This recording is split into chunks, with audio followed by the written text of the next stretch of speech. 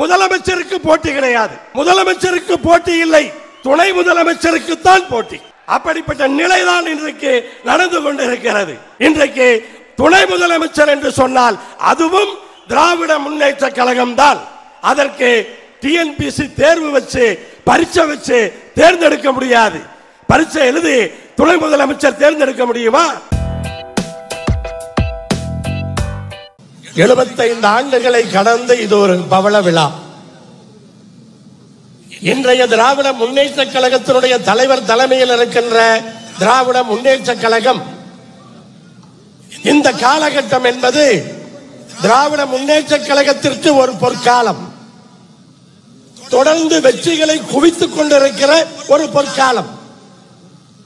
2019 40க்கு 39 என்று சொன்னால் 2024 40க்கு 40 இப்படிப்பட்ட வெற்றியை குவித்துக் கொண்டிருக்கிற திராவிட முன்னேற்ற கழகம் இன்றைக்கு பவள விழாவை கொண்டாடி கொண்டிருக்கிறது. எல்லோரும் மகிழ்ச்சியாக இருக்கிறோம். ஆனால் 75 ஆண்டுகளை கடப்பதற்குள்ளே எத்தனை வேதனைகள், எத்தனை துன்பங்கள், எத்தனை தடைகள், எத்தனை விமர்சனங்கள், தனிமனித விமர்சனங்கள், குடும்பத்தை பற்றி எத்தனை விமர்சனங்கள், எவ்வளவு துரோகங்கள், இதையெல்லாம் தாண்டித்தான் இன்றைக்கு பவள விழா நடந்து கொண்டிருக்கிறது. எல்லா கட்சிகளுக்கும் இப்படிப்பட்ட வேதனைகள் உண்டு. ஆனால் திராவிட முன்னேற்ற கழகத்திற்கு கொஞ்சம் அதிகம். வளர்க்கடா மாநில பாய்கிற நிகழ்வு நடந்தது, நடந்து கொண்டிருக்கிறது, நடக்கும். வளர்க்கடா மாநில பாயும். அதையெல்லாம் எதிர்பார்த்துதான் திராவிட முன்னேற்ற கழகம் இன்றைக்கு வெற்றி நடை போட்டுக் கொண்டிருக்கிறது. திராவிட முன்னேற்ற கழகத்தை பொறுத்தவரை ஆட்சியில் இருந்தாலும் ஆட்சியில் இல்லை என்றாலும் ஒரே மாதிரியாக இருக்கக்கூடிய ஒரு இயக்கம். ஆட்சிக்கும் கட்சி நிகழ்ச்சிகளுக்கும் வித்தியாசத்தை கொண்டு நிகழ்ச்சிகள் நடத்தப்படுகிறது. தமிழ்நாட்டினுடைய முதலமைச்சர் அவர்கள் இன்றைக்கு காலையிலிருந்து அரசு நிகழ்ச்சிகளிலே கலந்து கொண்டிருக்கிறார். டாடா நிறுவனத்துடைய 9,000 கோடி தொழிற்சாலை, 5,000 பேருக்கு வேலை வாய்ப்பு, இப்படி தொடர்ந்து நம்முடைய முதலமைச்சரும் நம்முடைய தொழில்துறை அமைச்சரும் ஊராக சென்று தொழிற்சாலைகளை கொண்டு வந்தால், வேலை வாய்ப்புகளை உருவாக்கினால் இன்றைக்கு ஒன்றிய அரசு ஜிஎஸ்டியை போட்டு ஒழிக்கிறார்கள். ஜிஎஸ்டி தான் தொழில்களை ஒழிப்பது. அன்னபூர்ணாவுடைய பண்ணுக்கும் அங்கே கிரீம் மட்டும் ஜிஎஸ்டி அல்ல. மக்கள் ஒன்றை புரிந்து கொள்ள வேண்டும். வருமான வரி என்பது தொழிற்சாலைகளுக்கு நிறுவனங்களுக்கு போடுவது, லாபத்தில் பங்கு. ஆனால் ஜிஎஸ்டி என்பது மக்கள் தொகைகளை கட்டுவது. ஒன்றை வாங்குகிறோம் என்று சொன்னால் அந்த ஜிஎஸ்டி சேர்ந்து மக்கள் தான் கட்ட வேண்டும். அது பல பேர் புரியாமல் இருக்கிறார்கள். இது நிறுவனத்திற்கான வரி அல்ல, இது மக்களுக்கான வரி. நாங்கள் கட்டுகிறோம் என்பதை பொதுமக்கள் இன்றைக்கு அதை புரிந்து கொள்ள வேண்டும்.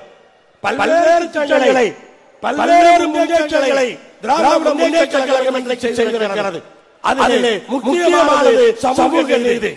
கட்சி ஆரம்பிக்கப்பட்டதே ஒரு குறிப்பிட்ட ஜாதியை சார்ந்தவர்கள் அரசுடைய பல பதவிகளிலே இன்றைக்கு கோலச் கொண்டிருக்கிறார்கள் என்பதை முறியடிப்பதற்காகத்தான். அதற்காகத்தான் சமூக நீதி என்பது யாருக்கோ ஒரு பதவி கொடுப்பதல்ல. ஒவ்வொரு ஜாதியுடைய விளிம்பு நிலையில் இருக்கிற மக்களும் முன்னேற்றம் பெற வேண்டும் என்று சொன்னால் இடஒதுக்கீடு வேண்டும். எந்த ஜாதிக்கு இடஒதுக்கீடாக இருந்தாலும் அது திராவிட முன்னேற்ற கழகம் கொடுத்தது என்பதை யாரும் மறந்துவிட முடியாது.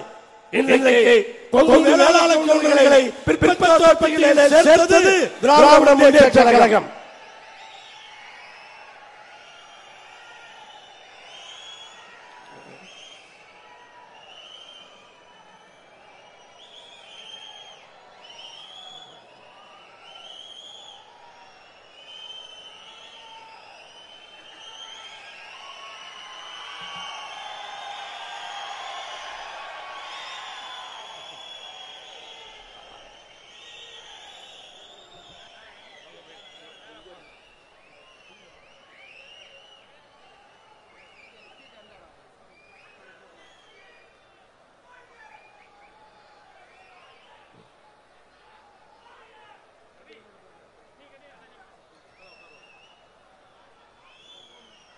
கவுண்டர்களுக்கு பிற்படுத்தப்பட்டோர் பட்டியலில் சேர்த்தது திராவிட முன்னேற்ற கழகம்.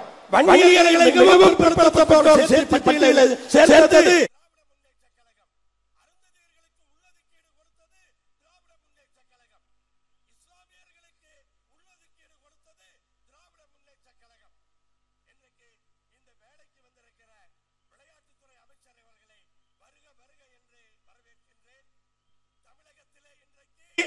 முதலமைச்சருக்கு போட்டி கிடையாது. முதலமைச்சருக்கு போட்டி இல்லை, துணை முதலமைச்சருக்கு தான் போட்டி. அப்படிப்பட்ட நிலைதான் இன்றைக்கு நடந்து கொண்டிருக்கிறது. யார் முதலமைச்சர்? திராவிட முன்னேற்ற கழக முதலமைச்சர். தனிப்பட்ட மனிதர் அல்ல, திராவிட முன்னேற்ற கழக கட்சி முதலமைச்சர். இன்றைக்கு துணை முதலமைச்சர் என்று சொன்னால் அதுவும் திராவிட முன்னேற்ற கழகம் தான். அதற்கு டிஎன்பிசி தேர்வு வச்சு பரீட்சை வச்சு தேர்ந்தெடுக்க முடியாது. பரீட்சை எழுதி துணை முதலமைச்சர் தேர்ந்தெடுக்க முடியுமா? பெரும்பான்மையாக இருக்கிற திராவிட முன்னேற்ற கழகம் தான் துணை முதலமைச்சர். அப்படி திராவிட முன்னேற்ற கழகத்தினுடைய தொண்டர்கள் யாரை ஏற்றுக்கொள்ளுகிறார்களோ அவர்கள் தான் துணை முதலமைச்சராக வர முடியும். அப்படிப்பட்ட ஜனநாயகத்திலே நாம் இன்றைக்கு வாழ்ந்து கொண்டிருக்கின்றோம். இன்றைக்கு பவள விழா செய்தியாக தமிழ்நாடு முதலமைச்சர் அவர்கள் ஒரு அருமையான செய்தியை திராவிட முன்னேற்ற கழகத்தில் இருக்கிற அத்துணை தொண்டர்களுக்கும் இன்றைக்கு கொடுத்திருக்கிறார். என்ன தெரியுமா? நம்முடைய அன்பு சகோதரர் செந்தில் பாலாஜி அவர்கள் சிறையில் இருந்து வந்த பொழுது தமிழ்நாடு முதலமைச்சர் அவர்கள் தன்னுடைய வலிமையான வார்த்தைகளால் வரவேற்றார். அது அவருக்கான வரவேற்பு மட்டுமல்ல, திராவிட முன்னேற்ற கழகத்தினுடைய தலைவருடைய பவள விழா செய்தி என்ன தெரியுமா? திராவிட முன்னேற்ற கழகத்தினுடைய கடைக்கோடி தொண்டனுக்கு ஒரு பிரச்சனை என்றாலும் கட்சி தலைவர் விட்டு கொடுக்க மாட்டார் என்ற செய்தியைத்தான் தமிழ்நாடு முதலமைச்சர் அவர்கள் இன்றைக்கு திராவிட முன்னேற்ற கழகத்தினுடைய தலைவராக கொடுத்திருக்கிறார். அப்படிப்பட்ட திராவிட முன்னேற்ற கழகத்தினுடைய இந்த பவள விழா மிகச் சிறப்பாக நடந்து கொண்டிருக்கிறது. நூற்றாண்டை நோக்கி திராவிட முன்னேற்ற கழகம் இன்றைக்கு வெற்றி நடை போட்டுக் கொண்டிருக்கிறது. இந்த தருணத்திலே திராவிட முன்னேற்ற கழகத்தினுடைய தலைவருக்கும் அந்த கட்சியினுடைய அனைத்து செயல் வீரர்களுக்கும் என்னுடைய வாழ்த்துக்களை கொங்குநாடு மக்கள் தேசிய கட்சியின் சார்பாக தெரிவித்து விடைபெறுகிறேன். நன்றி, வணக்கம்.